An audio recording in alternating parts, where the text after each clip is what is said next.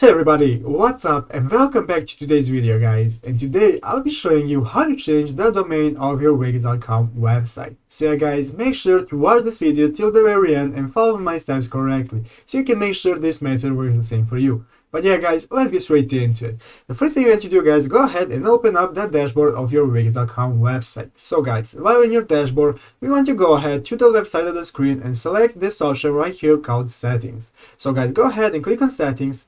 And now we want to enter, after entering settings, we have a bunch of options. We want to enter this option right here called domains. So guys, go ahead and click on domains. And guys, now this will open up this new tab where you will be able to select a domain that you want to use for your Wix.com website. So guys, first thing first, if you want a new domain, you will have to use a domain provider such as GoDaddy.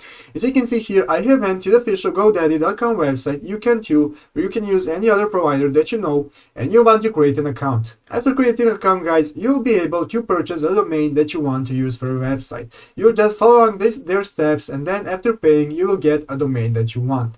So guys, after doing that guys, then you'll have to go back to Wix.com, and if you must be on a premium plan, you have to have premium Wix for this to work. So guys, if you have premium Wix and you have bought a domain on GoDaddy, then all you have to do is enter your domain. Let's say your domain is tutorials.com, and after doing that guys, you want to click let's go.